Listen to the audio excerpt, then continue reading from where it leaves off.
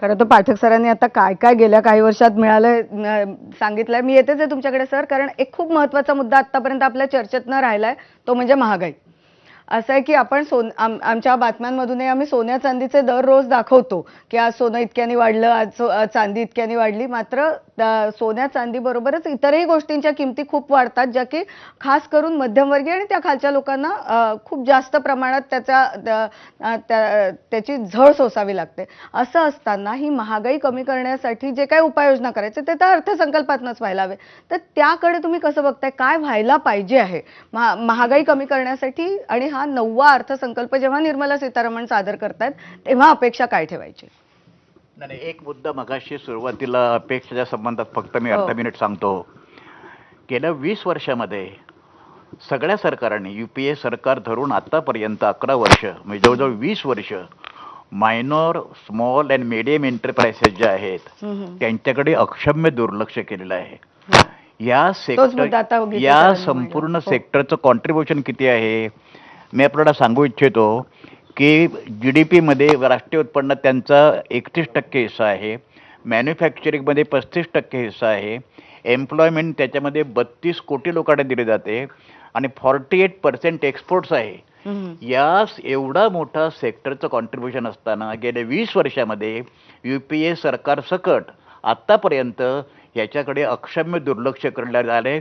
आणि या जर एम्प्लॉयमेंट वाढवायची असेल तर मोठ्या मोठ्या इंडस्ट्रीवर निव्वळ अवलंबून राहण्यापेक्षा ते कॅपिटल इंटेन्सिव्ह जे आहेत, त्याने मग अशी उल्लेख केला होता की शेतीमध्ये, कृषी क्षेत्रामध्ये उद्योग, म्हणजे महाराष्ट्रामध्ये आणि देशामध्ये भारत हा 2 नंबरचा व्हेजिटेबल प्रोड्युसर आणि 3 नंबरचा फळांचा प्रोड्युसर असताना या ठिकाणी 10% देखील प्रोसेसिंग होत नाही. आपण आता महागाईचा मुद्दा सांगितलात. महागाईच्या मुद्द्याचं असं आहे की पूर्वी होलसेल ट्रेडर्स जे असायचे त्यांचा महागाईवर प्रचंड प्रमाणात, म्हणजे इन्फ्लेशन करण्यामध्ये कंट्रोल असायचा.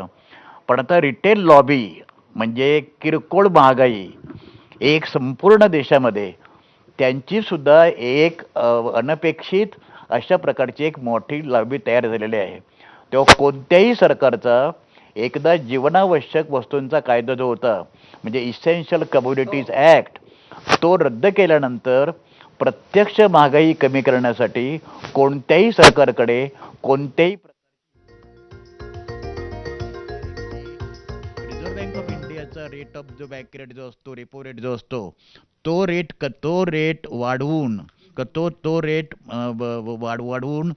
त्याच्यामध्ये बँकांचे रेट परत वाढवून ती महागाई तो करण्याचा त्यांचा प्रयत्न असतो. पण कोणत्याही सरकारकडे फ्री इकॉनॉमीमध्ये, म्हणजे मुक्त अर्थव्यवस्थेमध्ये महागाई कमी करण्याचं, डायरेक्ट हस्तक्षेप करण्याचं कोणत्याही प्रकारचं साधन नाही. त्याच्यामध्ये वेस्टर्न उपाययोजना तर असू शकतात ना सर.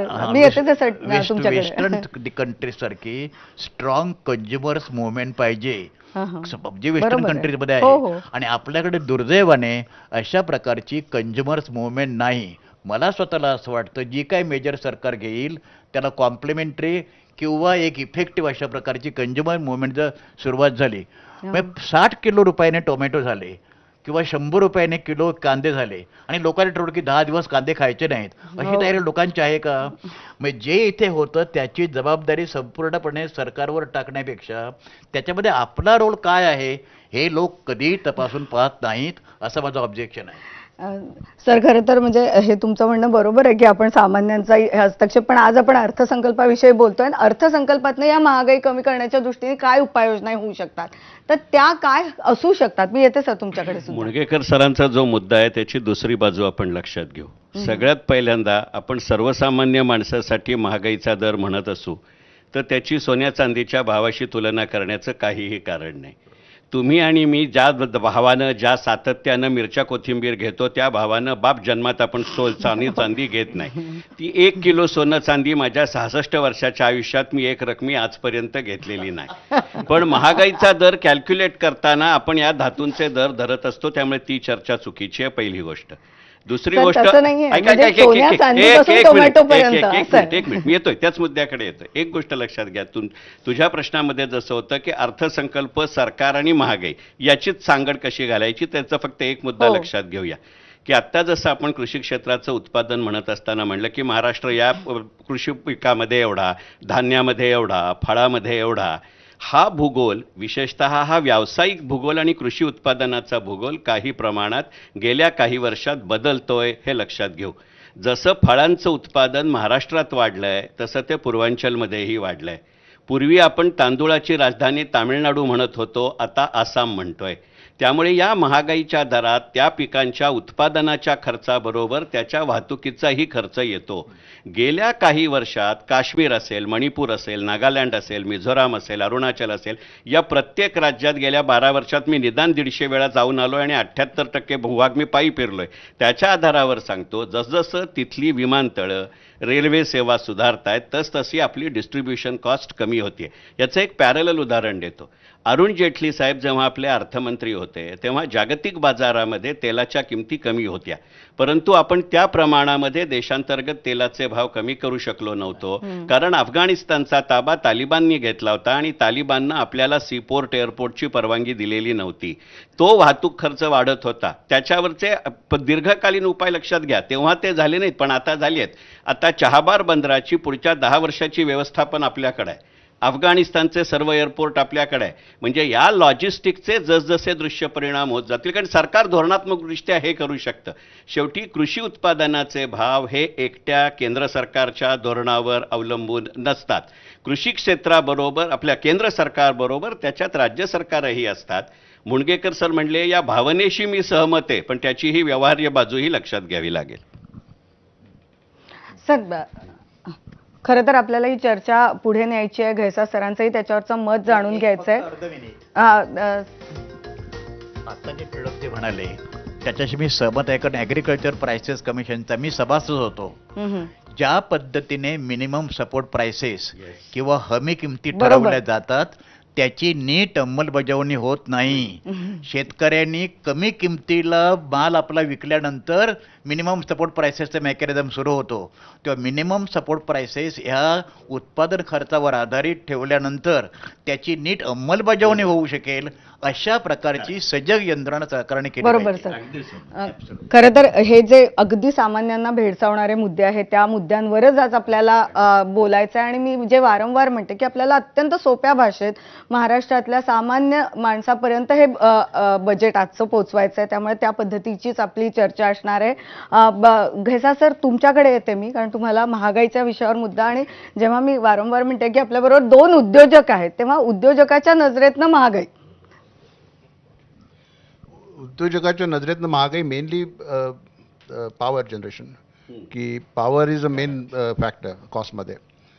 त्याच्यामध्ये मला वाटतं आपण अजूनही सरप्लसमध्ये नाही आहोत. काही राज्य सरप्लसमध्ये आहेत, पण अजून बराच त्याचं उत्तर ऍक्च्युअली विश्वास पाटील सर जास्त उत्तम पद्धतीने देऊ शकतात. आणि आता एस्पेशली आता जर का आपण आर्टिफिशियल इंटेलिजन्स किंवा अशा गोष्टींकडे जर का जास्त भर देणार असू तर ऊर्जेची आवश्यकता सर्वात जास्त राहणार आहे. बऱ्याच देशांचे डेटा सेंटर्स आपल्याकडे येतात असं आपण अभिमानाने सांगतोय, पण या प्रत्येक डेटा सेंटरला खूप मोठी ऊर्जा लागणार आहे आणि त्याचं कसं नियोजन करायचं त्याची मला वाटतं आत्तापासून तयारी सुरू होणं आवश्यक आहे. नाहीतर सगळी डेटा सेंटर्स येतील आणि मग सामान्य जणांना महागाई वाढत जाईल, त्यांची कारण इलेक्ट्रिसिटीचे भाव वाढत जातील. दुसरी मी याच्यामध्ये जातो, MSME बद्दल आपण बोलत होतो आणि मुणगेकर सरांनी एक हा काढला की रेपो रेट किंवा इंटरेस्ट रेट्स ह्याच्यावर. आम्ही एकदा असा पूर्ण अभ्यास केला होता त्याचा, की असं लक्षात आलं की MSMEमध्ये जवळजवळ 60 ते 65% क्रेडिट हे नॉन बँकिंग सेक्टरकडनं घेतलं जातं. त्यामुळे RBIने किती रेपो रेट आणि इंटरेस्ट रेटवर जरी कंट्रोल करायचा प्रयत्न केला तरी त्याचा फायदा किंवा परिणाम हा MSMEकडे होतच नाही, बरोबर ना. त्यामुळे ते जास्तीत जास्त कर्ज किंवा क्रेडिट बँकांकडनं कसं उपलब्ध करून देता येईल हे बघणं माझ्या मते महत्वाचं आहे. ते जर का झालं तर RBIचा प्रत्येक जो मेजर आहे त्यांचा उपाय आहे त्याचा डायरेक्ट परिणाम हा MSMEवरच त्यांना फायदा होईल. दुसरी गोष्ट MSMEनी सुद्धा सुधारायला पाहिजे की आपल्या इथे दुर्दैवाने कोणती MSME बिग इंडस्ट्रियल इस्टेट बनायचा प्रयत्नच करत नाही. त्यांना MSMEच राहावंसं वाटतं, कारण त्याचे फायदे असतात त्याच्यामध्ये. ते तर तुम्ही आणि भरतगीते सर योग्य पद्धतीने सांगू शकतील, कारण दोघेही उद्योजक. पॉइंट इज की MSME जास्तीत जास्त इन्व्हेस्टमेंट कशी करेल, भांडवली कसं वाढवेल हो, हे तेच बघणं म्हणून महत्वाचं म्हटलं की MSMEचा मोठा उद्योग उभारणी करायची. खरं तर आता जी महत्वाची बातमी आली आहे ती अशी आहे की बरोबर अर्ध्या तासाने आता अर्थसंकल्प सादर होणार आहे आणि आत्ता केंद्रीय मंत्रिमंडळाची बैठक सुरू झालेली आहे, ज्या मंत्रिमंडळाच्या बैठकीमध्ये आजच्या बजेटला मान्यता दिली जाईल आणि मग थोड्या वेळात निर्मला सीतारामन ते बजेट सादर करतील, अर्थसंकल्प मांडतील. जो मुद्दा होता तो आपण पूर्ण करू